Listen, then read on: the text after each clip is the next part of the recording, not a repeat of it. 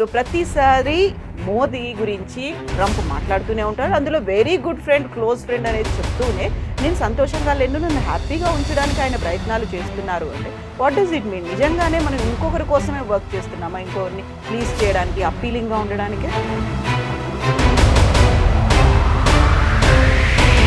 Trump first ఒక real estate business man, దాని తర్వాత ప్రెసిడెంట్ ఆయన ఎప్పుడు మాట్లాడుతున్నప్పుడు బిజినెస్ లాగానే మాట్లాడతారు. బిజినెస్ డీలింగ్ ఎట్లా చేస్తారు. రష్యా దగ్గర నుంచి ఆయిల్ కొనకూడదు మనం, సరే మళ్ళీ చైనా కొంటున్నారు కదా, మీరు కొనుక్కోకూడదు. So why is it that only India should not buy అనేది ఒక పెద్ద క్వశ్చన్ వస్తుంది. కాకపోతే మళ్ళీ మనం ఒక కన్విన్సింగ్ మెథడ్లో వాళ్ళతో మాట్లాడుతున్నాము అనేది ఒకటి. ఇక్కడ ఉన్నటువంటి అంబాసిడర్లు వెళ్తున్నారు, లేదు మేము చూసారా, మేము బాగానే వర్క్ చేస్తున్నాం అనేది, అలా లాబియింగ్ అనేది ఎందుకు చేస్తున్నారు? లాబియింగ్ అనేది ప్రతి కంట్రీ చేస్తుంది. భారతదేశం నుంచి యూఎస్కి ఇప్పుడు ఏం ప్రాబ్లం లేదు యాక్చువల్లీ, టెక్నికలీ స్పీక్. అది ఎట్లా అయిందండి? మీరు ఇంత టారిఫ్ పెట్టిన తర్వాత కూడా మా ఎక్స్పోర్ట్స్ ఎట్లా పెరుగుతుందంటే డిమాండ్ ఉంది ఇండియన్ ప్రోడక్ట్స్. ఈ మధ్యన వెనిజులా మీద విపరీతమైన కోపం ట్రంప్ పెట్టుకున్నాడు. దానికి ప్రధానమైన కారణం తనకు రావాల్సినటువంటి నోబెల్ పీస్ ప్రైజ్ని అక్కడే ఉన్నటువంటి మచాడోకి వెళ్ళింది కాబట్టి వెనిజులా మీద విపరీతమైన కోపం ఉంది అనేది. అదొకటైనా, లేకుంటే కేవలం ఆయిల్ అని ఉంది దానికోసమని ఇంత ప్రెషర్ పెట్టారంటారా? ఇదేం దానికోసం మనం మాట్లాడే ముందు కూడా చెప్పాను నేను ఆయిల్ గురించి. ఇరాక్లో ఎందుకు వెళ్ళారంటే ఆయిల్ కోసం. అక్కడ క్రూడ్ ఆయిల్ ఉంది. నైజీరియాకి కూడా అదే వెళ్ళారు, ఎందుకంటే నైజీరియా దగ్గర ఆయిల్ ఉంది. వెనిజువేలా దగ్గర కూడా ఆయిల్ ఉంది. ప్రాబ్లం ఎక్కడ వచ్చిందంటే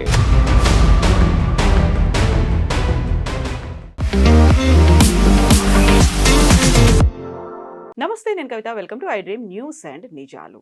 నేను సంతోషంగా లేనని మోదీకి తెలుసు. నన్ను సంతోష పెట్టడానికే ఆయన ప్రయత్నం చేస్తున్నారు.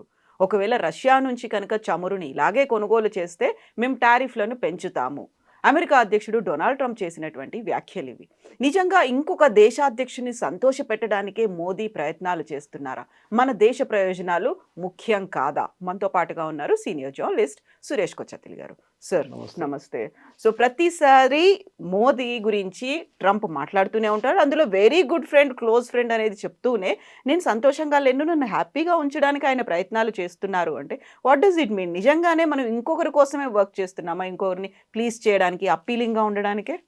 ట్రంప్ ఒక బిజినెస్ మ్యాన్. మీరు క్లింటన్ కానీ, బుష్ కానీ, బైడెన్ లాంటి వాళ్ళు they are not business man, వాళ్ళు పొలిటీషియన్స్. ట్రంప్ ఫస్ట్ ఒక రియల్ ఎస్టేట్ బిజినెస్ మ్యాన్, దాని తర్వాత ప్రెసిడెంట్ అన్నమాట. సో ఆయన ఎప్పుడు మాట్లాడుతున్నప్పుడు బిజినెస్ లాగానే మాట్లాడతారు. బిజినెస్ డీలింగ్ ఎట్లా చేస్తారు. నువ్వు నాతో మంచిగా ఉంటే నేను చూసుకుంటాను, నువ్వు నాతోని గొడవ పెట్టుకుంటే అంతే సంగతి. So that is the logic అనేది. సో ఆయన లాంగ్వేజ్ కూడా అదే. ఆయనకి ఏంటంటే రష్యా దగ్గర నుంచి ఆయిల్ కొనకూడదు మనం దీనికన్నా ముందు కూడా చాలాసార్లు డిబేట్ చేశాం దీని మీద. సరే మళ్ళీ చైనా కొంటున్నారు కదా, అది డిఫరెంట్. యూరోప్ కొంటున్నారు కదా మనకనే ఎక్కువ, అది డిఫరెంట్. కానీ మీరు కొనుక్కోకూడదు. So why is it that only India should not buy అనేది ఒక పెద్ద క్వశ్చన్ వస్తుంది. ఎందుకంటే ఇండియా ఆయిల్ ఒక్కటే కాదు కొనేది రష్యా దగ్గర నుంచి. మన మిలిటరీ ఎక్విప్మెంట్ కూడా చాలా మటుకు దీనికన్నా ముందు కొన్నాం. S-400 కొన్నాం నాడుమీట్లో. అప్పుడు కూడా చాలా గొడవ చేశారు రష్యాతో. ఇప్పుడు కూడా మనకి ఒక క్లోజ్ రిలేషన్షిప్ ఉంది. మనం తీసుకున్న ఆయిల్ డబ్బులతో రష్యా యుక్రెయిన్ బాంబ్ చేస్తారంటే మళ్ళీ అదే క్వశ్చన్ చైనా ఏం చేస్తున్నారు, యూరోప్ దగ్గర నుంచి తీసుకున్న గ్యాస్ డబ్బులు ఏం చేశారని అడగొచ్చు మనం. ఇది అప్పుడప్పుడు ప్రెసిడెంట్ ట్రంప్కి ఒక థ్రిల్ ఉందన్నమాట ఇట్లా చెప్పడానికి. ఏం చేస్తారు మోదీ, ఏం చేస్తారు చూడండి. ఎందుకంటే ఇప్పుడు దాకా మోదీ గారు ఏం చేయలేదు. మీరు మన దగ్గర బిఫోర్ యుక్రెయిన్ వార్ మనం రష్యా దగ్గర నుంచి చాలా తక్కువ క్రూడ్ ఆయిల్ కొనుక్కుంటుండే. దాని తర్వాత మనం యుక్రెయిన్ వార్ మొదలైనప్పుడు రష్యా దాన్ని $40 తగ్గించి రేట్ ఇచ్చినప్పుడు ఇంటర్నేషనల్ మార్కెట్లో $80 నుంచి $90 నడుస్తున్నప్పుడు ప్రెసిడెంట్ బైడెన్ ఏమన్నారంటే మీరు ఆయిల్ కొనుక్కోండి రష్యా దగ్గర నుంచి, క్రూడ్ ఆయిల్ తీసుకోండి, తీసి ప్రాసెస్ చేసి మాకే అమ్మేయండి, లేకుంటే యూరోప్కి అమ్మేసుకోండి అని చెప్పి. మనం చేసింది కూడా అదే. మన కోసం కొంచెం ఉంచుకొని మిగతాంతా మనం అమ్మేసుకున్నాం. ఎందుకంటే రష్యా దగ్గర నుంచి వస్తున్న ఆయిల్, క్రూడ్ ఆయిల్ కొంచెం హై గ్రేడ్ ఆయిల్ ఉంటుంది, అంటే థిక్నెస్, విస్కాసిటీ ఎక్కువ ఉంటుంది దానికి. సో దాన్ని ప్రాసెస్ చేయడానికి కొంచెం కష్టపడాల్సి వస్తుంది ఎక్స్ట్రా. మన దగ్గర జామ్నగర్ ఫెసిలిటీలో, రిలయన్స్ వాళ్ళ ఫెసిలిటీలో ఇది ప్రాసెసింగ్ ఫెసిలిటీ ఉంది మన దగ్గర. ఇప్పుడు అదే ప్రాబ్లం మన వెనిజువేలా కూడా చూస్తున్నాం అనమాట. Will come to that later. కానీ ప్రెసిడెంట్ ట్రంప్ ఇప్పుడు ఏమంటున్నారంటే ఆయన ఈక్వేట్ ఎవరితో చేస్తున్నారు, రష్యా దగ్గర నుంచి మీరు ఆయిల్ కొనుక్కుంటారు, దానికోసం మనని హ్యాపీగా పెట్టాలంటే రష్యా దగ్గర నుంచి ఆయిల్ తక్కువ చేయండి. నేను లేటెస్ట్ ఫిగర్స్ కూడా మీకు కోట్ చేస్తాను. మనం ఇప్పుడు 62% మన ఆయిల్ రష్యా దగ్గర నుంచి తీసుకుంటున్నాం, 62%. ఎందుకంటే మనకు అది చాలా మటుకు రష్యా దగ్గర నుంచి $40 నుంచి $40 మనకు వస్తుంది per barrel, which is very very reasonable. International markets ఇప్పుడు కూడా 70 నడుస్తుంది, $30 తక్కువ, చాలా తక్కువ మనకి. అదే టైంలో మన అమెరికా దగ్గర నుంచి కూడా క్రూడ్ ఆయిల్ కొంటున్నాం మనం. కానీ ఇప్పుడు దాని ముందు తక్కువ ఉండే, ప్రెసిడెంట్ ట్రంప్ వచ్చిన తర్వాత కొంచెం ఎక్కువ చేసాం. ఇప్పుడు ఫర్ ఎగ్జాంపుల్ అమెరికా దగ్గర నుంచి మనం కొనేదానికి ఇప్పుడు మనం లాస్ట్ 2 months మనం అమెరికా నుంచి ఎక్స్పోర్ట్స్ చాలా ఎక్కువ చేసుకున్నాం, క్రూడ్ ఆయిల్ ఎక్స్పోర్ట్స్. సో ఈ పరిస్థితుల్లో కొత్త టారిఫ్లు పెడతాను, మీరు నన్ను హ్యాపీగా పెట్టుకోకపోతే అంటే ఎందుకు ఇట్లా చెప్తున్నారు అనేది ఉంది. సో ఆబ్వియస్లీ ట్రంప్కి ఇట్ ఇస్ బియాండ్ ఆయిల్. ఆయనకంటే మా దగ్గర నుంచి కొంచెం ఆయుధాలు కొనండి, ఇంకా కొంచెం అపాషే హెలికాప్టర్స్ కొనండి, F-35 మీరు కొంటలేడు నా దగ్గర. అక్కడ చూడండి సౌదీ అరేబియా వాళ్ళు కొన్నారు. సౌదీ అరేబియా ఏం చేసుకుంటారు, మ్యాక్సిమం యెమెన్లో వెళ్ళి యెమెన్లో బాంబింగ్ చేస్తారు వాళ్ళు. అది మనకు అది కాదు కదా. మనకు ఒక 2.5 front వార్ ఉంది, ఒకటి చైనా, పాకిస్తాన్, ఒకటి బంగ్లాదేశ్. ముందు నక్సలైట్స్ ఉండే, ఇప్పుడు బంగ్లాదేశ్ అయిపోయింది. ఇట్లాంటి పరిస్థితుల్లో మనం అమెరికా నుంచి డీల్ చేసినప్పుడు చాలా కేర్ఫుల్గా డీల్ చేయాల్సి వస్తుంది. ఒకటి, డోంట్ గెట్ ఎక్సైటెడ్. ఇప్పుడు ఇంటర్నేషనల్ పాలిటిక్స్లో షబాజ్ షరీఫ్లా కానీ, అసీమ్ మునీర్లా కానీ, మొహమ్మద్ యూనిస్ లాగా ఎక్సైట్ కాకూడదు. ఎప్పుడైనా డీల్ చేసినప్పుడు ఇంటర్నేషనల్ పాలసీలో డిప్లొమసీ చాలా సాఫ్ట్గా మాట్లాడాలి. జయశంకర్ గారు మాట్లాడతారు చూడండి, చెప్పాల్సిన పాయింట్ చెప్పేసేయాలి. రిప్లై చేయకుంటే బాగుంటుంది, రిప్లై చేస్తే ఇంకా పెద్ద ప్రాబ్లం అవుతుంది. ట్రంప్ అన్నారు ఇట్లా, ఏమంటారు మోదీ గారు అంటే, మోదీ గారు ఏమన్నారు, మోదీ గారు క్వైట్గా కూర్చుంటారు. చెప్పాల్సింది మెసేజ్ వెళ్ళిపోతుంది అక్కడికి. మేము మీ దగ్గర నుంచి క్రూడ్ ఆయిల్ కొంటున్నాం కదా, మీకు ప్రాబ్లం ఏంటి, రష్యా దగ్గర నుంచి కొంటున్నాం, మీ దగ్గర నుంచి కొంటున్నాం. So what is the issue no issue at all. కానీ అప్పుడప్పుడు కూడా ఆయనకి మెయిన్ ప్రాబ్లం ఏంటంటే మన ట్రేడ్ టాక్స్ ఆగిపోయింది. ఇప్పుడు చాలా మటుకు ట్రేడ్ టాక్స్ మొత్తం కొలాప్స్ అయిపోయింది ఆల్ ఓవర్ ద వరల్డ్. థాయిలాండ్తో సైన్ చేశారు, అది కొలాప్స్ అయిపోయింది ట్రేడ్ టాక్స్. యూఎస్ది, వియట్నాంతో సైన్ చేశారు, అది కూడా ఎక్కడికి వెళ్ళట్లేదు. యూకేతో ఒకటే ఉంది, అది నడుస్తుంది. అది పాత ట్రేడ్ టాక్స్లో కూడా వాళ్ళ దగ్గర ఉండే ఎఫ్టీఏ ఉండే ఒకటి. సో ప్రెసిడెంట్ ట్రంప్కి ఇప్పుడు మొత్తం సీన్ అంతా మారిపోయింది. ఎందుకంటే అమెరికాలో ఇప్పుడు మిడ్ టర్మ్ పోల్స్ రాబోతుంది, ఇన్ఫ్లేషన్ చాలా ఎక్కువ ఉంది, అన్ఎంప్లాయ్మెంట్ కూడా చాలా ఎక్కువ. సో ఆయనకి పొలిటికల్గా అమెరికాలో చాలా పెద్ద ప్రాబ్లమ్స్ ఉన్నాయి. అది కాకుండా మనం చూస్తున్నాం H-1B వీసా కానివ్వండి, ఆయన చెప్పిన మట్టుకు అక్కడ ఉన్న అమెరికన్లో ఉన్న ఇండియన్స్ అని కాదు, ఎవరైనా వీసా మీద చిన్న చిన్న వయలేషన్స్ చేస్తే కూడా వాళ్ళని పంపించేస్తున్నారు. If your driving under the influence కానివ్వండి, లేకుంటే ఏదైనా ట్రేడ్లో మన ఏం చెప్తారు, మీరు ట్రాఫిక్ వయలేషన్ చేస్తే దాన్ని కూడా వేసుకుంటున్నారు వాళ్ళు. అన్ని పట్టుకు బయట పంపించేస్తున్నారు వాళ్ళు. So this is not correct technically speaking. కానీ అది నడుస్తుంది, అది ఏం చేయలేము మనం ఇప్పటికైతే. ఈ మెయిన్గా ప్రెసిడెంట్ ట్రంప్తో డీల్ చేస్తున్నప్పుడు we should be A transactional person. సరే మేము కొనట్లేదా, ఎంత కొన్నాం, మేము 12% కొన్నాం పోయిన నెలలో, సరే ఈ నెల 14 కొంటాం, హ్యాపీయా, హ్యాపీ, చాలా నెక్స్ట్ స్టెప్, ఇట్లా వెళ్తుందన్నమాట. మనం ఇది చేసుకుంటూ వెళ్తున్నప్పుడే దీని మెయిన్ రీజన్ అమెరికాతో డీల్ చేసేది ఒక డిప్లొమాటిక్ సొల్యూషన్ కాబట్టి. కాకపోతే మళ్ళీ మనం ఒక కన్విన్సింగ్ మెథడ్లో వాళ్ళతో మాట్లాడుతున్నాము అనేది ఒకటి, ఇక్కడ ఉన్నటువంటి అంబాసిడర్లు వెళ్తున్నారు, లేదు మేము చూసారా, మేము బాగానే వర్క్ చేస్తున్నాం అనేది, అలా లాబియింగ్ అనేది ఎందుకు చేస్తున్నారు? లాబింగ్ అనేది ప్రతి కంట్రీ చేస్తుందండి. ఓకే, ఇప్పుడు లాబింగ్ ఎవరు చేయట్లేదు. ఆ వర్డ్ ఎక్కడి నుంచి వచ్చిందంటే, ఈ హోటల్ లాబీలో వెయిట్ చేస్తున్న కొంతమంది పిఆర్ వాళ్ళు ఉంటారు, పబ్లిక్ రిలేషన్స్ వాళ్ళు. సో ఈ సెనేటర్స్ కానీ సీనియర్ పొలిటీషియన్స్ అంతా హోటల్లో ఉన్నప్పుడు, ఏదైనా కాన్ఫరెన్స్కి వచ్చినప్పుడు వీళ్ళు లాబీలో వెయిట్ చేస్తారు. లేకుంటే క్యాపిటల్ హిల్ వాళ్ళ పార్లమెంట్ అనొచ్చు, అక్కడ ఉన్నప్పుడు అక్కడ లాబీలో వెయిట్ చేస్తారు వాళ్ళు. అక్కడ వాళ్ళు దిగి వచ్చినప్పుడు వాళ్ళని కౌట్ చేసి వాళ్ళ దగ్గర మాట్లాడి, మా పాయింట్ ఆఫ్ వ్యూ ఇది ఉందండి చూసుకోండి అని చెప్పేసి. భారతదేశం నుంచి యూఎస్కి ఇప్పుడు ఏం ప్రాబ్లం లేదు యాక్చువల్లీ, టెక్నికలీ స్పీకింగ్. మనకు కూడా ఇష్యూ లేదు. మన డిసెంబర్ ఫిగర్స్ ఇంకా రాలేదు, కానీ November exports very high, specially to the US. అది ఎట్లా అయిందండి, మీరు ఇంత టారిఫ్ పెట్టిన తర్వాత కూడా మా ఎక్స్పోర్ట్స్ ఎట్లా పెరుగుతుందంటే, డిమాండ్ ఉంది ఇండియన్ ప్రోడక్ట్స్కి. నడుమిట్లో ప్రెసిడెంట్ ట్రంప్ 50 ఇండియన్ ప్రోడక్ట్స్ మీద టారిఫ్ తగ్గించేశారు క్వైట్గా ఒక 2 నెలల ముందు. స్పైసెస్, టీ, బాస్మతి రైస్, ఎందుకంటే అక్కడ కన్జ్యూమ్ చేస్తున్న అమెరికన్ పాపులేషన్ దీని టారిఫ్ కడుతున్నారు. సో నేను దీంట్లో ముందు కూడా ఎక్స్ప్లెయిన్ చేశాను. $10 ఒక ప్రోడక్ట్ మనం ఇక్కడి నుంచి పంపిస్తే 50% టారిఫ్ పెడితే అది $15 అయిపోతుంది. దాని తర్వాత రీటైలర్ ఆయన మార్జిన్ పెట్టి $16-17 అమ్ముతాడు. ఈ డిఫరెన్స్ ఎవరు కడుతున్నారు? $8 ఎక్స్ట్రా, $8 ఎక్స్ట్రాస్ని ఎవరు కడుతున్నారు? ఫస్ట్ ఎవరు ఇంపోర్ట్ చేస్తున్నారు వాళ్ళు కడుతున్నారు కంపెనీ. దాని తర్వాత వాళ్ళు టార్గెట్ కానీ వాల్మార్ట్కి పంపించినప్పుడు వాళ్ళ దగ్గర నుంచి కూడా అది కలెక్ట్ చేసుకుంటున్నారు. ఫైనలీ కన్జ్యూమర్ కడుతున్నారు. సో యూఎస్ కన్జ్యూమర్కి $10 దొరికే ఒక ప్రోడక్ట్ ఇప్పుడు $17 వస్తుంది. అందువల్లే $600 బిలియన్ వాళ్ళకి వచ్చాయని కూడా చెప్పుకుంటున్నారు కదా. ఎవరి దగ్గర నుంచి? వాళ్ళ సిటిజన్స్ దగ్గర నుంచే గుంజుకున్నారు. ఆలోచించండి. ఎమ్మెల్యే ఏమంటున్నాడు, మీకు కావాలంటే నేను కొంచెం రిలీఫ్ ఇస్తాను, ట్యాక్స్ రిలీఫ్ ఇస్తానంట. అంటే మీ దగ్గర నుంచి డబ్బులు తీసుకొని మీకే రిటర్న్ ఇస్తున్నారంట. అది ఎక్కడ లాజిక్ అండి? అర్థం కాదు. సో కాబట్టి మెయిన్ థింగ్ ఏంటంటే అమెరికాతో డీల్ చేసినప్పుడు ట్రాన్సాక్షనల్గా మాట్లాడుతున్నప్పుడు ట్రాన్సాక్షనల్గా మాట్లాడాలి మనం. ఇంకే లాంగ్వేజ్లో మాట్లాడకూడదు. అమెరికాతో ఉన్న డిప్లొమసీ మీరు బుష్ టైంలో కానీ, క్లింటన్ టైంలో కానీ, ఒబామా టైంలో కానీ, బైడెన్ టైంలో కానీ చాలా డిఫరెంట్గా ఉండే. అది మనతో ఒక్కరితో కాదు, అన్ని దేశాలతో అదే నడుస్తుంది. ట్రంప్ ఫస్ట్ టర్మ్లో ఐ లవ్ పుటిన్ అన్నారు. I love north Korean dictator Kim Jong Un నా క్లోజ్ ఫ్రెండ్ అన్నారు. వెళ్ళి కలిశారు కూడా ఇద్దరు. ఆయనకి ఎట్లా అంటే ఒక ఐడియోసింక్రసీ వస్తుంది. ఆయనకు ఒక లోకంలో నేనే కంట్రోల్ చేయాలి, అందరు నన్ను గుర్తుపెట్టుకోవాలి. So this is what his logic is. So మనం కూడా అదే లాజిక్లో ఆడాలి గేమ్ కూడా. ఇప్పుడు ఇది ఒక ఏం చెప్తారు, నేనే అందరికన్నా పెద్దోడు అంటే మీరు చెప్పాలి కరెక్ట్, మీరే అందరికన్నా పెద్దోడు. మీ లేకుండా లేరు. లోకం ఎట్లా నడుస్తుంది అంటే చాలా హ్యాపీ. ఇంకా షబాజ్ షరీఫ్ అసీం మునీర్ ఇదే చేస్తారు. అక్కడ వైట్ హౌస్కి వెళ్ళి పాట పాడతారు ట్రంప్ది, you are the greatest, you are the greatest, you అని ఈగో మసాజ్ చేస్తున్నారు అన్నమాట. మనం అది ఎక్కువ చేయట్లేదు, మోదీ గారు చేయరు కూడా. అది టారిఫ్ పెట్టినప్పుడు ట్రంప్ ఏమనుకున్నారంటే మనం ప్యానిక్ అయిపోతాం, అయ్యో అమ్మో అని కొట్టుకుంటాం అనుకున్నాం, కానీ జరగలేదు. We were very quiet, okay no problem, tariff వేసారుగా చూసుకుందాం.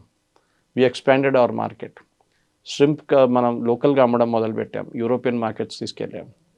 కీటెక్స్ లాంటి కంపెనీస్ డొమెస్టిక్ మార్కెట్ అప్రోచ్ అయ్యారు, దాని కాకుండా యూరోపియన్ మార్కెట్ చూసుకున్నారు. ఇప్పుడేమో అమెరికా నుంచి వాపస్ వాళ్ళ ప్రోడక్ట్స్ వాళ్ళే పిలుస్తున్నారు, మాకు బంగ్లాదేశ్ డ్రెస్సులు వద్దు, మీరే పంపించండి అని చెప్పేసి. క్వాలిటీ ఆల్సో మ్యాటర్స్ అన్నమాట. సో మనం టెన్షన్ పెడక్కర్లేదు. కీప్ మీ హ్యాపీ అంటే we will keep you happy, no problem. ఆయనకి ఏంటంటే ఎక్కడ మినరల్స్ దొరుకుతుందో, ఎక్కడ ఆయిల్ దొరుకుతుందో, ఎక్కడ నా క్రిప్టో కరెన్సీ కంపెనీలో ఎవరు ఇన్వెస్ట్ చేస్తారో వాళ్ళందరూ మంచోళ్ళు. ఇదే మడూరో వెనజువేలన్ ప్రెసిడెంట్ ఒక $100 బిలియన్ ట్రంప్ కంపెనీలో పెట్టారనుకోండి, ఇప్పుడు దాకా ఆయన అక్కడ ప్రెసిడెంట్గానే ఉండిపోతుండే వెనజువేలాది. అన్ని సాత్కూన్ మాఫ్ అంటారు కదా, అలా అన్ని పోయేవి. కరెక్ట్. ఇది so this is what it is all about. End of the day Trump politics చాలా క్లియర్. ఆయనకు తెలుసు ఆయన ఉండబోయే 4 సంవత్సరాలు. దీని తర్వాత నెక్స్ట్ ప్రెసిడెంట్ ఎవరు వస్తారో తెలియదు. వాళ్ళు వచ్చిన పాలసీ కంటిన్యూ కావాలని లేదు. యూరోపియన్స్ ఇప్పుడు ఏం అనట్లేదు. కియర్ స్టామర్ కూడా డిప్లొమాటిక్లీ అక్కడ లేని ఇక్కడ లేని అట్లా మాట్లాడుతున్నారు. అమెరికాలో ఉన్న ఆయన ఏమన్నారు, వెస్టర్న్ హెమిస్ఫియర్ వైపు ఎవరు రాకూడదు, సో ఈ keep away from western hemisphere. మనం ఇప్పుడు యుఎస్ ఆయిల్ కొంటున్నప్పుడు మనం ఎంత దూరం నుంచి తీసుకొస్తున్నాం ఆలోచించండి. Geographically it is very far. మనం సౌదీ అరేబియా దగ్గర నుంచో లేకుంటే బహ్రెయిన్ దగ్గర నుంచో ఖతార్ దగ్గర నుంచి న్యాచురల్ గ్యాస్ కొనుక్కుంటే మనకి చాలా దగ్గర, 3 రోజులు వచ్చేస్తుంది మనకి షిప్. అది కాదు కదా, అమెరికా నుంచి రావాలి, మొత్తం తిరిగి రావాలి. So it takes a long time and cost కూడా చాలా ఎక్కువ. కానీ అప్పుడప్పుడు we have to keep America happy, అదొక పాలసీ. బట్ మనం అంత సెటిల్గా ఉండాల్సినటువంటి అవసరం ఏముంది? అంత కామ్గా సైలెంట్గా ఉండి బోల్డ్ అని క్వశ్చన్స్ ఉన్నాయి, దేని గురించి మాట్లాడకుండా ప్రతిసారి మనల్ని ప్రొవోక్ చేస్తున్నట్టుగా ఉంటే, నాట్ ఓన్లీ మోదీ మొత్తం భారతదేశాన్ని అంతా అలా ప్రొవోక్ చేస్తున్నట్టుగా ఉంటే, కామ్గానే పని చేసుకుంటూ వెళ్తున్నాం, ఇది కాకపోతే ఇంకోటి అన్నట్టుంటే అక్కడ బోల్డ్ అని క్వశ్చన్స్ వస్తున్నాయి. ఆన్సరబుల్గా ఉన్నారా, అకౌంటబిలిటీ ఉందా అనేది ఉంది. ఆ తర్వాత ఇప్పుడు వెరీ రీసెంట్గా వెనిజువేలా మీద అటాక్ చేసి అక్కడ ఉన్నటువంటి ప్రైమ్ మినిస్టర్ని పట్టుకెళ్ళిపోతే మనం ఏం మాట్లాడకుండానే అలాగే సైలెంట్ స్పెక్టేటర్స్ లాగా ఎందుకున్నారు, why we are not taking any stand అనేది వస్తుంది కదా. అది అమెరికా అంటే భయమా అనేటువంటి క్వశ్చన్లు కూడా ఉన్నాయి కదా. Why should be take a stand? Venezuelan president మనకేమైనా పెద్ద పని ఏం చేసి పెట్టారు? ఏం చేయలేదు కదా. ఇన్ఫ్యాక్ట్ మన దగ్గర ఉన్న ఓఎన్జీసీది ఒక ఇంటర్నేషనల్ ఆర్మ్ది అక్కడ డ్రిల్ చేస్తున్న కంపెనీ డబ్బులు మనకి ఇంకా రాలేదు. రోజుకి 5,000 బ్యారెల్ ఇస్తున్నారు, అది మనకు రాలేదు లాస్ట్ 5 సంవత్సరాల్లో. వాళ్ళ ప్రాబ్లమ్స్ వాళ్ళకు ఉందిలే, అది సపరేట్. సో మన ఎందుకు వెనిజువేలన్ ప్రెసిడెంట్ పట్టుకెళ్తే పెట్టుకెళ్ళారు కథ, మన ప్రెసిడెంట్ పట్టుకెళ్ళలేదు కదా. Why should be react? We will react. Suppose Asim మునీని పట్టుకెళ్ళారు అనుకోండి, then we will react to it. అరే మీరు చేసిన తప్పని చెప్తాం అప్పుడు, ఎందుకంటే పాకిస్తాన్ దగ్గరే కదా, ఒక ఇంపాక్ట్ ఉంది. ఎక్కడో ఉన్న వెనిజువేలాలో ఎవరు రియాక్ట్ అయ్యారు చూడండి, లోకంలో ఏ కంట్రీస్ రియాక్ట్ అయ్యారు? లాటిన్ అమెరికాలో 2-3 కంట్రీస్ రియాక్ట్ చేశారు. క్యూబా రియాక్ట్ చేశారు, ఎందుకంటే వాళ్ళ 32 body guards who are protecting Maduro, వాళ్ళు చంపేశారు యుఎస్ ఫోర్సెస్. మిగతా ఎవరు యూరోపియన్ నేషన్స్ చూడండి, ఎవరు మాట్లాడలేదు, యుఎన్ మాట్లాడలేదు. Why should you? దీనికన్నా ముందు కూడా యుఎస్ ఫస్ట్ టైం చేస్తున్నారు కాదు కదా. ఏం చేశారు సద్దాం హుసేన్తో? ఇదే పని చేశారు కదా. అఫ్కోర్స్ కిడ్నాప్ చేసి తీసుకెళ్ళలేదు, కానీ అక్కడే అరెస్ట్ చేసి వెపన్స్ ఆఫ్ మాస్ డిస్ట్రక్షన్ అని చెప్పి లాస్ట్ నాన్ని చంపేశారు. లిబియాలో అక్కడున్న లోకల్ సిటిజన్స్తోని గదాఫీని చంపేశారు. సొమాలియాలో ఇదే చేశారు ఫస్ట్. వియట్నాంలో ఏం చేశారు మనకు తెలిసింది, అక్కడ ఓడిపోయారు అమెరికా చేస్తుందని అన్నిటికీ మనం రియాక్ట్ కాకలేదు. దట్స్ వై సార్ డిప్లొమసీలో చాలా ఇంపార్టెంట్ కవిత గారు, that you should learn how to keep your mouth shut. మీరు ఎక్కువ మాట్లాడి స్పాయిల్ చేయకుండా క్వైట్లీ మీకు చెప్పాల్సిన పాయింట్ డైరెక్ట్గా చెప్పేసేయండి, పబ్లిక్ చెప్పక్కర్లేదు. ఈ ప్రశ్నలు అడుగుతుంది ఎవరైనా నా ఫస్ట్ క్వశ్చన్, ఎవరు ఇక్కడున్న local politicians, opposition parties. Exactly. America అంత డిక్టేటర్షిప్ చూపిస్తూ ఉంటే మనం ఏమీ మాట్లాడట్లేదు, అదే అమెరికా అందరి మీద అటాక్ చేస్తుంది. వాట్ ఇఫ్ మన మీద కూడా అలాంటి శాంక్షన్స్ ఇప్పటికే ఉన్నాయి, టారిఫ్లు ఉన్నాయి, అలాంటి ఒక ప్రెషర్ అనేది మన మీద కూడా తీసుకొస్తే? అదే వాజ్పేయి గారు పాత వీడియో నిన్న బయటకు వచ్చింది ఒకసారి, అది వైరల్ అయింది. ఇప్పుడు పోఖ్రాన్ బ్లాస్ట్ చేసే ముందు అమెరికా చాలా ప్రెషర్ పెడుతుండే మన మీద. మన్మోహన్ సింగ్ టైంలో కూడా మనం చూసాం, ఇది నరసింహారావు టైంలో కూడా చూసాం. We were ready with a nuclear test. అమెరికాకి ఎట్లనో తెలిసిపోయింది, అది ప్రెషర్ పెట్టి ఆపేశారు.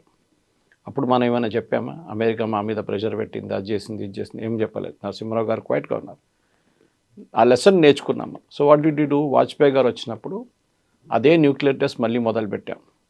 కానీ ఏం చేసాం? పొద్దున పూట పని చేయకుండా రాత్రిపూట పని చేసాం. ఇప్పుడు శాటిలైట్స్, ఓవర్ హెడ్ శాటిలైట్, దాన్ని డిటెక్ట్ చేయలేక, అండ్ సడన్గా జరిగినప్పుడు సిఏఏలో పెద్ద ఒక భూకంపం వచ్చింది. ఇది ఎట్లా జరిగింది? మనకు తెలియకుండా ఇండియా ఎట్లా చేశారు ఇదంతా? ఎందుకంటే ఒక న్యూక్లియర్ టెస్ట్ చేయడానికి చిన్న పని కాదు, దివాళీ పటాక కాదు. చాలా మటుకు గ్రౌండ్ వర్క్ ఉంటుంది, డ్రిల్లింగ్ వర్క్ ఉంటుంది, అన్నీ నడుస్తుంది. కానీ ఏం తెలియకుండా పొద్దున్న చూస్తే ఆ గ్రౌండ్ అంతా క్లియర్గా ఉంది. రాత్రిపూట మళ్ళీ మన వాళ్ళు తవ్వుతున్నారు, పొద్దున పూట మళ్ళీ మట్టేసి కవర్ చేసేస్తున్నారు. ఇట్లా చేసుకుంటే చాలా రోజుల తర్వాత టెస్ట్ జరిగింది. George Fernandes was the defence minister, Abdul Kalam గారు was the head of DRDO టైంలో. వాజ్పేయి గారు చెప్పారు స్ట్రెంగ్త్. ఎందుకంటే నాకు అప్పుడు కూడా స్వామి వివేకానంద ఒక కోట్ గుర్తొస్తుంది. స్వామి వివేకానంద అన్నారు, ఇప్పుడు చాలా సంవత్సరాలు ఉంది ఆయన ఉన్నప్పుడే, దట్ స్ట్రెంగ్త్ ఇస్ రెస్పెక్టెడ్. ఎవరైనా హూ హెస్ గాట్ స్ట్రెంగ్త్ వాళ్ళని రెస్పెక్ట్ చేస్తారు, వీక్ ఉన్న వాళ్ళని ఎవరు పట్టించుకోరు. దాన్ని మీరు లా ఆఫ్ ద జంగిల్ కూడా అని చెప్పొచ్చు. లా ఆఫ్ ద జంగిల్ చాలా క్లియర్. అక్కడున్న వీక్ ఉన్న యానిమల్స్ని పులి తినేస్తుంది, లేకుంటే సింహం తినేస్తుంది. మనం చెప్పొచ్చు, అరే పాపం ఎందుకు చేస్తున్నారు, అది కూడా ఉంటే అది కూడా యానిమలే కాదంటే కాదు. That's a law of the jungle. The strongest will survive. So మన స్ట్రెంగ్త్ మనం పెట్టుకొని చాలా మటుకు ఎక్కడో ఏదో జరిగితే మనం కామెంట్ చేయక్కర్లేదు. ఓకే, మడూరో హెస్ డన్ అస్ నో ఫేవర్. ఒకటే ఫేవర్ ఏంటంటే సత్యసాయిబాబా డివోటీ ఉండే, వాళ్ళ wife was more of a devotee. పెళ్ళి కన్నా ముందు కూడా వచ్చి కలిసి వెళ్ళారు సత్యసాయిబాబాతో. దాని తర్వాత వాళ్ళ ప్రెసిడెన్షియల్ ప్యాలెస్లో కూడా పెద్ద ఒక ఫోటో ఉందంట. అంతే, that is only Indian connection he has. ఆఫ్రికాలో చాలా డిక్టేటర్స్ ఉన్నారు కదా కవిత గారు, పెద్ద పెద్ద డిక్టేటర్. ఇదీ అమీన్ నుంచి మనం చూసుకుంటూ వస్తున్నాం. ఇటువైపు తక్కువనా? లాటిన్ అమెరికాలో అయితే ఫుల్ ఆఫ్ డిక్టేటర్స్. డానియల్ ఆర్టెగా నుంచి మీరు ఫిడెల్ కాస్ట్రో ఉన్నారు ముందు. మనం ఎందుకు నేమ్ చేయాలి? ఇప్పుడు కమ్యూనిస్ట్ వాళ్ళు ఒక ప్రెస్ నోట్ తీశారు మొన్న, దట్ అది ఇది లెఫ్టిస్ట్ అది అని చెప్పి. లాస్ట్ భారతదేశం దీన్ని ఖండించి ఏం చేసుకుంటామండి? ఎవడు పట్టించుకోరు. ఎక్కడో సాలిడారిటీ అనేది ఏం అక్కడ డస్ట్బిన్లో పడేస్తారు, ఎవరు చూడరు కూడా. What America doesn't care, world doesn't care. దానికోసం యూకే ఏమన్నారు, యూకే ప్రైమ్ మినిస్టర్ చేసిన తప్పే కానీ okay let us forget it.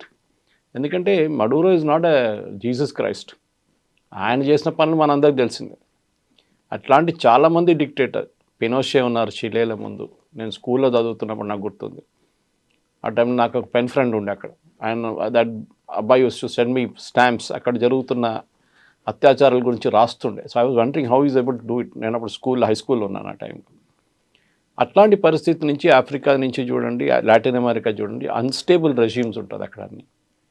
Colombia తక్కువనండి కవిత గారు, వీళ్ళకంటే పెద్ద ప్రాబ్లం కొలంబియా. ప్రెసిడెంట్ ట్రంప్ కొలంబియాతో డీల్ చేస్తారు, తర్వాత చేస్తారు డెఫినెట్గా. ఇరాన్లో ఏం జరుగుతుంది? ఇరాన్లో ఉన్న అయత్తోళ్ళు చేసిన గొడవ, అక్కడ వాళ్ళ ప్రజల మీద చేస్తున్న ఫైరింగ్ అంతా ఈసారి ఎందుకు జరగట్లేదు? ఇప్పుడు జరుగుతున్న ప్రొటెస్ట్లో వాళ్ళ ప్రెసిడెంట్ అంటున్నారు కరెక్ట్, ఒక ప్రాబ్లం ఉంది, మన రియాల్ మొత్తం డివాల్యూ అయిపోయింది, అసలు ద వర్త్లెస్ పేపర్, కానీ నేనేం చేయలేను, నీళ్ళు లేదు నేనేం చేయలేను, ఫ్యూయల్ షార్టేజెస్ ఉంది నేనేం చేయలేను, మీరందరూ కొంచెం ఓపిక ఉంచుకొని చేద్దామేమన్నా మనం. ఆ స్టేట్కి వచ్చేసారన్నమాట. ఎందుకంటే అమెరికన్ ప్రెసిడెంట్ డొనాల్డ్ ట్రంప్ ఒక వార్నింగ్ ఇచ్చారు, వీఆర్ లాక్డ్ అండ్ రెడీ, అంటే గన్ లాక్ చేసి వీఆర్ రెడీ, అంటే మిమ్మల్ని కూడా కావాలంటే దించేస్తాం. ఆల్రెడీ షా ఆఫ్ ఇరాన్ కొడుకు, old Shah of Iran Pahlavi కొడుకు మొన్న స్టేట్మెంట్ ఇచ్చారు that we should bring back democracy to Iran. మా ఇరాన్లో ఎప్పుడు డెమోక్రసీ లేకుండే, ఈవెన్ షా ఆఫ్ ఇరాన్ ఉన్నప్పుడు డెమోక్రసీ లేకుండే, it is far more liberal regime. అక్కడ కూడా ఒక చేంజ్ ఆఫ్ రెజ్యూమ్ రావబోతుంది. సో మనం దీని గురించి ఫస్ట్ టైం వింటున్న కూడా ఆలోచిస్తాం, ఇది ఫస్ట్ టైం చాలా ఘోరమైంది, చాలా బాగా. ఆర్టెగాతో ఏం చేశారండి, డానియల్ ఆర్టెగా నికరాగుతో ఇదే పని చేశారు కదా. ఇట్లాంటి చాలా మటుకు యూఎస్ కిడ్నాప్ చేసి తీసుకెళ్ళిన చాలామంది ఉన్నారు నేతలు, కానీ అదంతా మన హిస్టరీలో మర్చిపోయాం. ఇప్పుడు ఈ టెలివిజన్ ఏజ్లో, సోషల్ మీడియా ఏజ్లో మనకి ఇదంతా బయటకు వస్తుంది. లేకుంటే ఆయన్ని పట్టుకెళ్ళే ఫోటో కానీ ఎక్కడైనా కానీ, సద్దాం హుసేన్ ఫోటో మీకు ఎక్కడైనా కనిపించింది? ఏదో అక్కడెక్కడ 2-3 వీడియోలు కనిపిస్తుంది అంతే. ఆ టైంలో సోషల్ మీడియా లేకుండే. గద్దాఫీ ఫోటోలు అయితే అస్సలు కనిపించదు మీకు. ఇక్కడ ఎందుకంటే ఆయన యూఎస్ షిప్లో తీసుకెళ్తున్నాడు, నేవల్ షిప్ తీసుకెళ్తున్నా, ఆ ఫోటో పట్టినప్పుడు అది వైరల్ అయిపోయింది వీడియో. దాంతో ఇప్పుడు కోర్టులో ప్రొడ్యూస్ చేస్తున్నాం, మళ్ళీ ఆ వీడియో వైరల్ అవుతుంది. మార్క్ మై వర్డ్స్ కవిత గారు, 1 నెల తర్వాత 2 నెలల తర్వాత ఏం జరిగింది వెనుజువేలానని మన ప్రజలందరూ మర్చిపోతారు. We will be back to our daily lives. మన ప్రాబ్లమ్స్, మన ఇష్యూస్, మన కంట్రీ ప్రాబ్లమ్స్ మనం మాట్లాడుకుంటా, కానీ ఎక్కడో ఉన్న వెనుజువేలా ప్రాబ్లం మనకి అసలు నో కాంటెక్స్ట్ అన్నమాట దానికి. ఈ మధ్యన వెనిజులా మీద విపరీతమైన కోపం ట్రంప్ పెట్టుకున్నాడు. దానికి ప్రధానమైన కారణం తనకు రావాల్సినటువంటి నోబెల్ పీస్ ప్రైజ్ని అక్కడే ఉన్నటువంటి మచాడోకి వెళ్ళింది కాబట్టి వెనిజులా మీద విపరీతమైన కోపం ఉంది అనేది.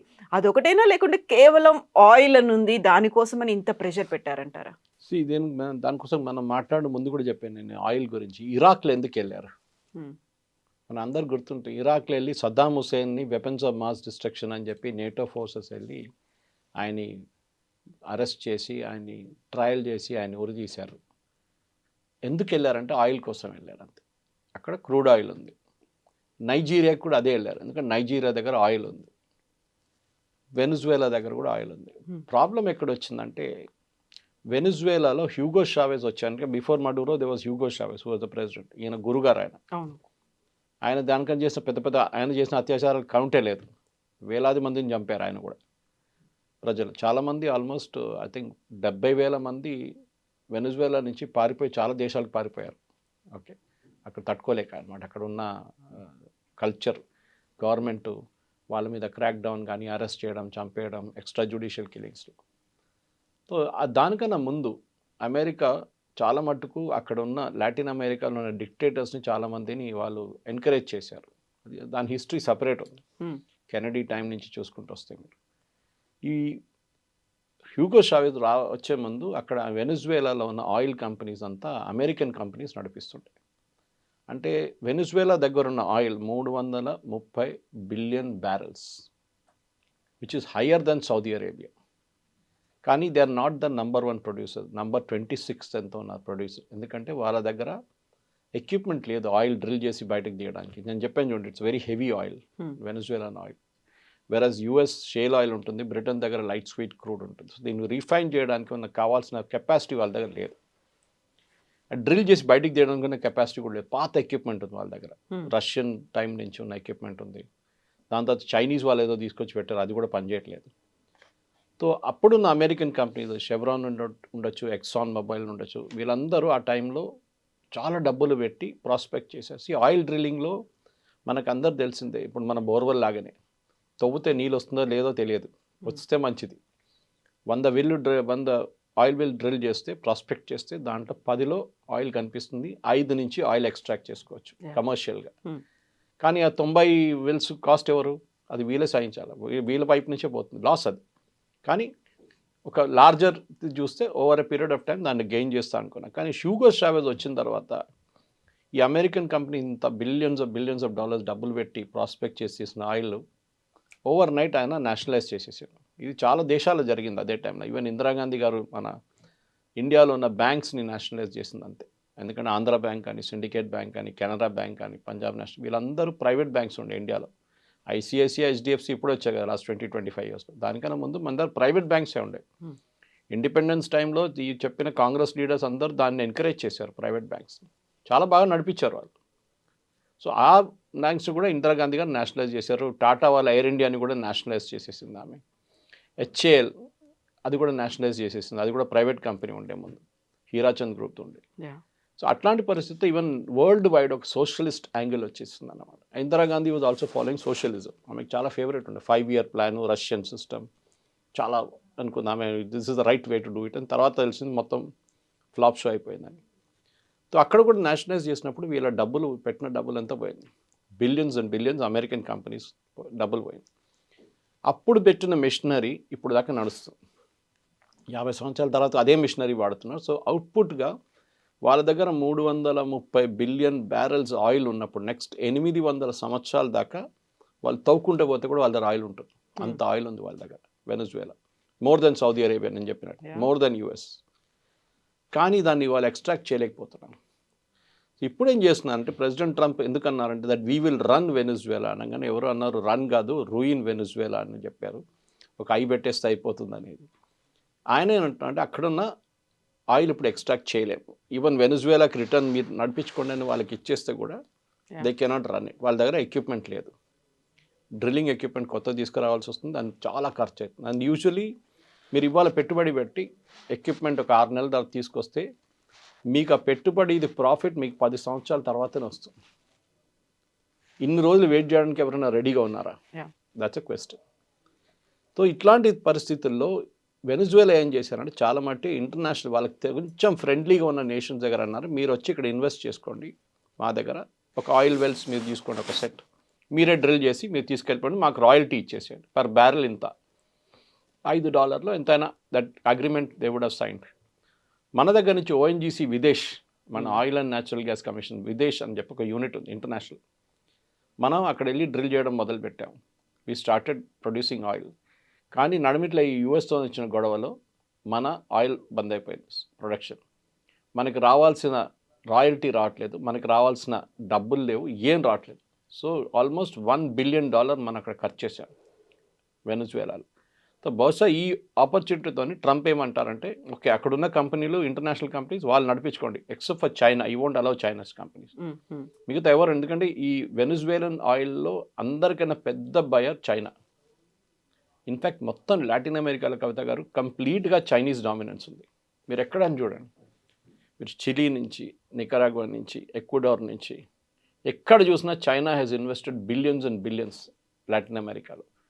So one of the reason president ట్రంప్కి ఇంత కోపం ఎందుకంటే చైనా మీద కోపం ఉంది.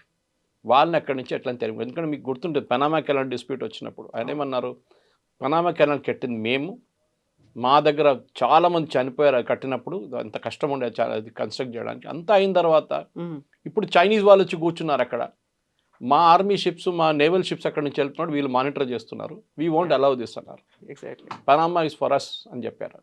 ఇది జరుగుతుంది అన్నమాట. ఈ పరిస్థితుల్లో ఇప్పుడు ఏం చేయబోతున్నారు అంటే ఒకటి మనకి మన $1 బిలియన్ ఇన్వెస్ట్ చేసి మనకు బహుశా ఇంకా అది రిటర్న్ తీసుకొచ్చి, లేకుంటే we can continue drilling. American companies big స్టైల్లో దిగుతారు. కానీ నేను చెప్పిన ప్రాబ్లం ఉంది, వాళ్ళకి ఇప్పుడు పెట్టుబడి పెడితే 10 సంవత్సరాల తర్వాతనే వాళ్ళకి రిటర్న్స్ ఉంటుంది. అన్ని రోజులు వెయిట్ చేయడానికి రెడీగా ఉంటారంటే నో. వే బ్యాక్ 60s ఉన్న అమెరికన్ కంపెనీస్ కాదు ఇప్పుడున్న అమెరికన్ కంపెనీ, వీరందరికి షేర్ హోల్డర్స్ ఉంది. ఇప్పుడు అది ఎక్సాన్ మొబైల్ ఉండొచ్చు, షెవ్రాన్ ఉండొచ్చు, ఎవరైనా ఉండొచ్చు. వాళ్ళ కంపెనీ వాళ్ళు డెఫినెట్గా they will ask question share holders, మీరు ఎందుకు పెడుతున్నారు? రేపు ఈ అమెరికన్ ప్రెసిడెంట్ పోయి ఇంకొక అమెరికన్ ప్రెసిడెంట్ వస్తే, డెమోక్రటిక్ ప్రెసిడెంట్ వస్తే ఆయన పాలసీ రివర్స్ చేస్తే ఏమవుతుంది? ఈ పెట్టిన డబ్బులంతా పోతుంది కదా. లేకుంటే అక్కడున్న ప్రజలు రెబెల్ చేసి అమెరికన్ కంపెనీస్ అక్కడ తెరిమి కొడితే ఏం చేస్తారు? ఇరాన్లో జరిగింది అదే మనం చూసాం. షా ఆఫ్ ఇరాన్ ఉన్నప్పుడు మొత్తం అమెరికా నడిపించారు ఇరాన్ అంతా. దాని తర్వాత మొత్తం గాయబైపోయారు అంత అక్కడి నుంచి. ఈ ప్రాబ్లం రాబోతుంది. So this same oil problem లిబియాకి వెళ్ళారు. లిబియాలో కద్దాఫీని ఎందుకు గద్దె దింపారంటే అది కూడా ఆయిల్. సో అమెరికాకి ఆయిల్ ఒక డిమాండ్ ఉంది, పెద్ద డిమాండ్. కానీ లాస్ట్ 10-15-20 సంవత్సరాల్లో చైనా హజ్ రీప్లేస్డ్ యుఎస్. ప్రతి చోట్ల ఆఫ్రికాకి వెళ్ళండి మొత్తం చైనీస్ రీప్లేస్మెంట్ ఉంది అక్కడ. పాకిస్తాన్ చూడండి, ఇప్పుడు యూఎస్ వచ్చేదాకా చైనీస్ కూర్చున్నారు. బెల్ట్ రోడ్ ఇనిషియేటివ్ అని చెప్పి వాళ్ళ దగ్గర పెద్ద స్కామ్ ఉంది ఒకటి. డబ్బులు పెడతారు, ఈ మన మనీ లెండర్స్ లాగా అనమాట. మన దగ్గర డబ్బులు ఇస్తారు చూడండి, మనీ లెండర్స్. ఇచ్చిన తర్వాత అది కట్టలేకపోతారు వాళ్ళు, అప్పు గుంజుకుంటారు వాళ్ళ అసెట్. సో ఇప్పుడు చైనాని ఏమీ అనలేక ఇంకొకరి మీద ప్రతాపాన్ని చూపిస్తున్నారు అమెరికా. అండ్ స్లోలీ ఇప్పుడు వార్నింగ్ ఏంటంటే చైనాకి, మీరు వెనిజువేలా పెట్టిన డబ్బులంతా పోయింది complete. You can just forget it. మీరు 10 బిలియన్ పెట్టారా, 15 బిలియన్ పెట్టారా, మీరు దానికి కావాల్సిన క్రూడ్ ఆయిల్ అయితే తీసుకెళ్ళిపోయారు.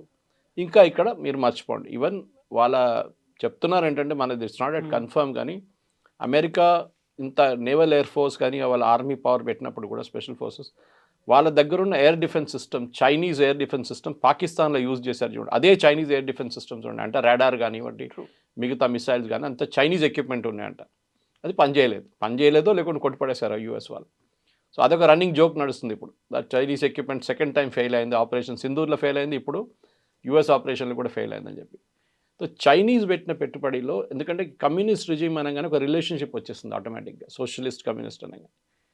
అక్కడే అదే టైంలో అర్జెంటీనా కానీ మిగతా కొన్ని కంట్రీస్ ఆఫ్ టర్నింగ్ రైటిస్ట్. తో ఒక టైంలో entire Latin America was leftist. ఇప్పుడు బ్రెజిలియన్ ప్రెసిడెంట్ ఉన్నారు, ఆయన కూడా అప్పుడప్పుడు ధమ్కి ఇస్తుంటాడు. ప్రెసిడెంట్ నిన్ను చూసుకుంటాను, నువ్వు కరెన్సీ మార్చుతావంట, అది చేస్తావంట, బ్రిక్స్లో వెళ్తున్నావు, నేను చూసుకుంటా అంటారు. సౌత్ ఆఫ్రికాని థ్రెటన్ చేశారు, మీకు గుర్తుంటుంది. Same point. భారతదేశాన్ని మీరు అడిగారు మోదీ గారిని ఇట్లా చేస్తే, but we don't bother. American dollar అనేది ఇప్పుడు జరుగుతుంది డీడాలరైజేషన్. వెనిజువేలా చైనాతో డీల్ చేస్తున్నప్పుడు యువాన్లో పేమెంట్ వస్తుండే వెనిజువేలాకి, ఎందుకంటే వాళ్ళు ఇంటర్నేషనల్ మార్కెట్లో ట్రేడ్ చేయలేరు. రష్యా లాగానే స్విఫ్ట్ సిస్టమ్ నుంచి తీసేశారు ఇంటర్నేషనల్ కరెన్సీ సిస్టమ్. ఏం చేస్తారు, యువాన్తో ట్రేడ్ చేసుకున్నారు. రష్యాతో మనం రూబుల్లో ట్రేడ్ చేస్తున్నాం. అమెరికాకి ఏం కావాలంటే అమెరికన్ డాలర్లనే మీరు ట్రేడ్ చేయాలి, అప్పుడే వాళ్ళు ఎక్కువ నోట్లు ప్రింట్ చేయొచ్చు. రేపు $30 బిలియన్ ఎక్స్ట్రా కావాలంటే ప్రింట్ చేస్తారు వీళ్ళు అమెరికా. ఈ ప్రింటింగ్కి ఒక లాజిక్ ఉంది. మన దగ్గర ఒక మింట్ కాంపౌండ్ ఉంది ఇక్కడ హైదరాబాద్లో, అక్కడ కాయిన్స్ ఉంటుంది, కానీ సెక్యూరిటీ ప్రెస్ పక్కన ఉంది ఇంకోటి, కానీ మెయిన్ వన్ నాసిక్లో ఉంది ఒకటి. మీరు ₹100 ప్రింట్ చేస్తే ₹100 బంగారం పక్కన పెట్టాలి. That should be backed buy gold. అది లాజిక్ అనమాట. లేకుంటే ఏమవుతుంది, నికరాగో లాగా వెనిజువేలా లాగా ప్రింట్ చేసుకుంటే పోతారు నోట్లు. లాస్ట్లో ఒక లోఫ్ బ్రెడ్ కొనాలంటే మీరు ఒక లారీలో వేసుకెళ్ళాల్సి, అంత డబ్బులు తీసుకెళ్లాల్సి వస్తుంది. వాల్యూ లేదు అసలు దానికి. మోదీ గారు డిమానిటైజేషన్ చేశారు చూడండి, దానికి 2-3 లాజిక్ ఒకటి ఉంది. ఒకటి ఇది. సెకండ్ థింగ్, ఇప్పుడు జరిగే దాంట్లో ఈ ఆయిల్ ట్రేడ్లో కూడా ఇప్పుడు మీరు చూస్తున్నారు ఎంత కమ్మొచ్చు ఆయిల్. అది ఇంకొక క్వశ్చన్, ఎందుకంటే మీరు ఇంత పెట్టుబడి పెట్టినప్పుడు ఆయిల్ ఎంత డాలర్లు అమ్మచ్చు. టెక్నికలీ ఇప్పుడు మీరు వరల్డ్ వైడ్ చూస్తే సౌదీ అరేబియా కానీ, which is the largest producer, వాళ్ళ దగ్గర కెపాసిటీ వైజ్ వాళ్ళు number 2 position, Venezuela is number 1, Saudi Arabia reserves number 2. కానీ వెనిజువేలా ఎక్స్ట్రాక్ట్ చేయలేకపోతే సౌదీ అరేబియా చేస్తున్నారు. మినిమం మీరు ఎక్స్ట్రాక్ట్ చేసి బయటికి తీసుకొచ్చి షిప్లో వేసేటప్పటికి $35-40 అవుతుంది. That is the cost of extraction. దాని తర్వాత షిప్లో పంపించేస్తారు, రిఫైనింగ్ ఇంకోటి తలకాయ వాడు చూసుకుంటాడు. జామ్నగర్ కానీ మిగతా ఎవరైనా కానివ్వండి, మిగతా చాలా కంపెనీ, అరామ్కో ఉన్నారు అక్కడ కూడా సౌదీ అరేబియాలో, దే కెన్ రిఫైన్ ఇట్ కావాలంటే. కానీ $40 కన్నా తక్కువ అమ్మితే లాస్. 40 కూడా కాదు, 50 కన్నా తక్కువ అమ్మితే లాస్. దట్ ఈస్ వై మన రష్యా దగ్గర నుంచి కొనుక్కుంటాం. అన్నిటికంటే పెద్ద హిట్ అయింది సౌదీ అరేబియా. వాళ్ళ దగ్గర వాళ్ళు మనకి $70 అమ్ముతుండే ఒక బ్యారల్, $70-80. ఇప్పుడు ఏమైంది, now they are not able to sell to India. భారతదేశాన్ని అమ్మలేకపోతారు, వాళ్ళు ప్రెషర్ పెడుతున్నారు యూఎస్ మీద. ఇప్పుడు ఆలోచించండి, connect the dots now. President Trump is not speaking for US. మీరు రష్యా దగ్గర నుంచి బంద్ చేస్తే మీరు ఎక్కడి నుంచి కొనాలి? ఐదర్ ఈ బై ఫ్రమ్ యూఎస్ ఆర్ ఈ buy from Saudi Arabia. Saudi Arabia నుంచి కొంటే మళ్ళీ మనకు $70 వచ్చేసి మన రేట్లు పెరిగిపోతుంది మన దగ్గర. ఇది ఇంటర్నేషనల్ పాలిటిక్స్లో జరుగుతుంది. మనం ఒక పెద్ద నెక్సెస్ ఉంది. ఎందుకంటే మళ్ళీ సౌదీ అరేబియా F-35 కొనాలంటే వాళ్ళ దగ్గర డబ్బులు ఉండాలి. F-35 కొనాలంటే డబ్బులు ఉండాలంటే వాళ్ళు ఆయిల్ అమ్మాలి. ఆయిల్ అమ్మాలంటే మనలాంటి, ఎందుకంటే వరల్డ్లో number 2 top most consumers of oil China and India. China ఇప్పుడు ఏం చేస్తున్నాం, నేను చెప్పినట్లు వాళ్ళు ఎక్కడ దొరికితే అక్కడి నుంచి కొనేసుకుంటున్నారు. నైజీరియా నుంచి, వెనిజువేలా నుంచి ఏ కంట్రీ వాళ్ళకు సహాయం చేస్తుందో వాళ్ళ దగ్గర నుంచి కొంటున్నారు. They are dictating the rates and terms. మనం చేయలేకపోతున్నాం, ఎందుకంటే మనకి అంత పెట్టుబడి పెట్టడానికి మన దగ్గర కెపాసిటీ లేదు. రెండోది మనకి ఇంట్రెస్ట్ కూడా లేదు, ఎందుకంటే రిస్కీ అది అంతా. ఇప్పుడు చూసాం వెనజువేలా ఇంత పెట్టిన తర్వాత ఒక్కరోజు రాత్రి కాదు పోయింది మొత్తం వాళ్ళ ఇన్వెస్ట్మెంట్ అంతా. మనం పెట్టిన 1 బిలియన్ మనకి ఇచ్చేసేయండి, మనం హ్యాపీగా వచ్చేస్తాం మనం రిటర్న్ అక్కడి నుంచి వెనజువేలా నుంచి. ఓవరాల్గా the entire thing is oil politics. దాంట్లో ఈ Venezuelan oil is the most crucial, ఎందుకంటే దాన్ని ఎక్స్ట్రాక్ట్ చేసి ఈ హెవీ ఆయిల్ని ప్రాసెస్ చేయడానికి యుఎస్లో towards Canadian side heavy oil, ఈ క్రూడ్ ఆయిల్ ప్రాసెసింగ్ చేసే చాలా మటుకు రిఫైనరీస్ ఉందన్నమాట. అది ప్రాసెస్ చేయలేకపోతున్నారు వీళ్ళు, ఎందుకంటే ఆ ప్లాంట్స్ అన్నీ ఇప్పటిదాకా మూతపడి ఉండే. Because Canadian crude is also heavy crude like Venezuela. So అది, సో వరల్డ్లో top 3 producer Saudi Arabia, Venezuela was a producer, Russian oil మొత్తం బ్లాక్, వెనజువేలా ఆయిల్ మొత్తం బ్లాక్. ఇప్పుడు మిగిలిందంతా Saudi Arabia and plus Gulf countries. ఇప్పుడు అక్కడి నుంచి కొనాల్సింది. డోంట్ బి సర్ప్రైజ్ కవిత గారు, రేపు ఈ వెనజువేలా ఆయిల్ నెక్స్ట్ 2 సంవత్సరాలు బయటికి రాకపోతే అందరికన్నా ఎక్కువ ప్రాఫిట్ సంపాదించేది ఈ గల్ఫ్ కంట్రీస్. ఇది జరగబోతున్నాను. Thank you so much. Thank you. Thank you.